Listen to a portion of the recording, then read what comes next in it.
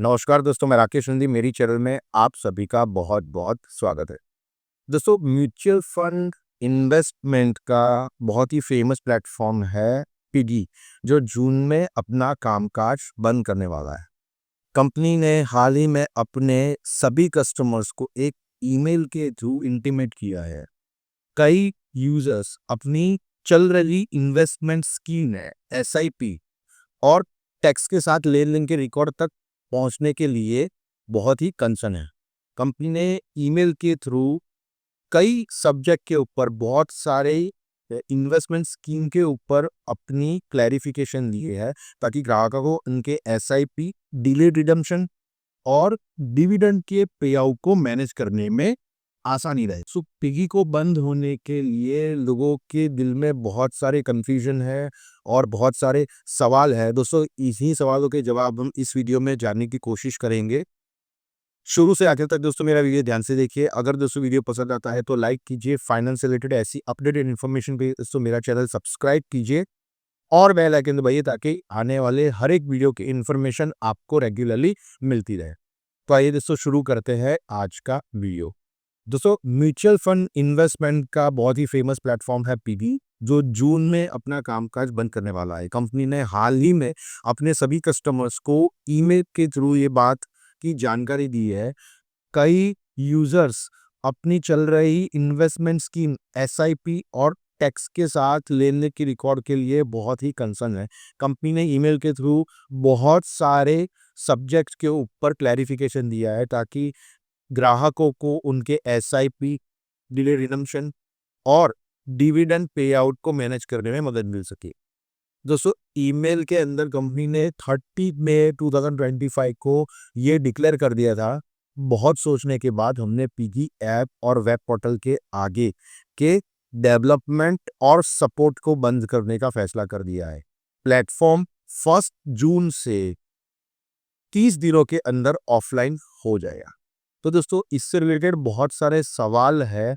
कई सवाल है हमने एफएक्यू के थ्रू जो कंपनी का पोर्टल है उसमें से निकालने की कोशिश की है। कई सवालों के जवाब है हमने गवर्नमेंट की गाइडलाइन के थ्रू निकालने की कोशिश की है।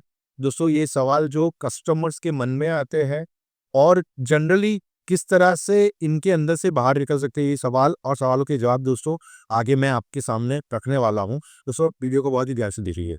दोस्तों, सबसे पहली बात कि ये एसआईपी है, ये बंद होने वाले हैं। कब से? 15 जून से 20 जून के बीच में ये एसआईपी है बंद हो जाएगी। तो आपकी अभी जो कंटिन्यू एसआईपी है उससे ऑटोमेटिकली उसका स्टॉप हो जाने वाला है, उसका कोई भी ट्रांजैक्शन नहीं होने वाला है। तो दोस्तों, अब क्वेश्चन सबसे पहला यह आता है कि नई एसआईपी हमको शुरू करनी है तो क्या कर सकते हैं? दोस्तों, सवाल ये है कि क्या मैं अपने एसआईपी को दूसरे म्यूचुअल फंड प्लेटफॉर्म पे ट्रांसफर कर सकता हूँ? दोस्तों, कंपनी का ये कहना है कि एसआईपी को दूसरी जगह ट्रांसफर नहीं कर सकते हैं। आपको म्यूचुअल फंड सेंट्रल टीएमसी की वेबसाइट या किसी दूसरे प्लेटफॉर्म पर नए एसआईपी शुरू करने होंगे। इसका मतलब है कि आपको थोड़ा वर्कआउट करना होगा, लेकिन आपके पैसे सेफ है, ऐसा कंपनी का कहना है। दोस्तों, दूसरा सवाल ये है कि आपके एक्टिव पिगी एसआईपी का क्या होगा? क्या उन्हें ट्रांसफर किया जा सकता है? कंपनी का जवाब है, कंपनी के ईमेल के अनुसार कंपनी के माध्यम से सेट किए गए सभी एसआईपी 15 से 20 जून 2025 के बीच में अपने आप रद्द हो जाएंगे। अगर आप उन्हें पहले रोकना चाहते हैं तो आप पिगी ऐप के थ्रू मैन्युअल रूप से ऐसा कर सकते हैं। आपको बीएससी स्टार्ट या आईसीसीएल के नाम पर जारी किए गए किसी भी स्टैंडिंग इंस्ट्रक्शन को रद्द करने के लिए अपने बैंक से भी कांटेक्ट कर सकते हैं। इसका मतलब है कि अगर आप चाहते हैं कि एसआईपी चलते रहे तो आपको उन्हें जल्द ही किसी और दूसरे प्लेटफॉर्म से शुरू करना होगा, ताकि आपका इन्वेस्टमेंट डिस्टर्ब ना हो। दोस्तों, एक बहुत ही इम्पोर्टेंट सवाल जिन्होंने अपना बहुत सारा इन्वेस्टमेंट इस ऐप के थ्रू किया है, वो उन्हें हो सकता है कि क्या मेरा पैसा फँस जाएगा या अपना ऐप अपना जो काम बंद कर सकता है, अपने ऑपरेशंस बंद करे, उसके पहले मुझे अपना सारा पैसा निकाल लेना होगा। तो दोस्तों, सवाल इससे रिलेटेड है कि क्या मुझे पिगी बैंक के बंद होने से पहले अपना पैसा निकाल लेना होगा?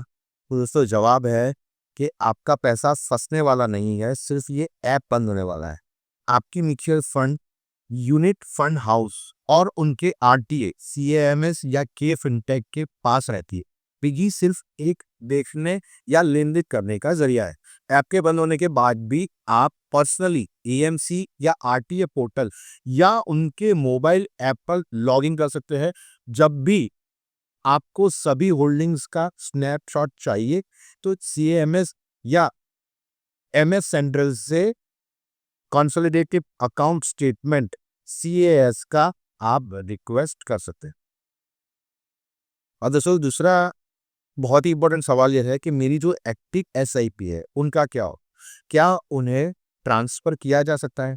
तो दोस्तों इसका जवाब यह है कि ये सबसे पहली बात कि जो आपकी एक्टिव एसआईपी है ये ऑटोमेटिक ही स्टॉप हो जाएगी। पीई के माध्यम से जो सेट किया गया आपका एसआईपी है ये 15 से 20 जून 2025 के बीच में कैंसिल हो जाएगा। इसको जल्द ही रोक सकते हैं। पीई ऐप के थ्रू पीई ऐप खोलना है, अपनी प्रोफाइल में जाके टैप करना है, अपकमिंग इवेंट पर जाइए और स्टॉप एसआई पर क्लिक कर सकते हैं। अगर ऐप के थ्रू आप नहीं जाना चाहते तो बैंक के रूप से भी आप वहां पे जा सकते हैं। आप अपने बैंक को बीएसई स्टार या आईसीसीएल के नाम पर किसी भी स्टैंडिंग इंस्ट्रक्शन को रद्द करने के लिए भी कह सकते हैं।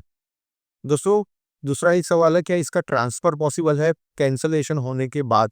दोस्तों प्रॉब्लम की बात यह है कि इसका ट्रांसफर नहीं हो सकता। आपका एसआईपी है वो इमीडिएटली स्टॉप हो जाएगा। एसआईपी को है वो आप पोर्ट नहीं कर सकते। तो सर नेक्स्ट सवाल ये है कि क्या मैं अपने एसआईपी के अलावा जो मेरा कंसोलिडेटेड फंड है, पोर्टफोलियो है, उसे मैनेज कर सकता हूँ? तो इसका जवाब है दोस्तों आप ऑफ कोर्स मैनेज कर सकते हैं, क्योंकि ये फिजिकल आरटीए हेल्ड यूनिट है। इसलिए कोई भी सेवा जो बाहरी वेब पोर्टफोलियो को इंपोर्ट करने का समर्थन करते हैं उन्हें संभाल सकती है।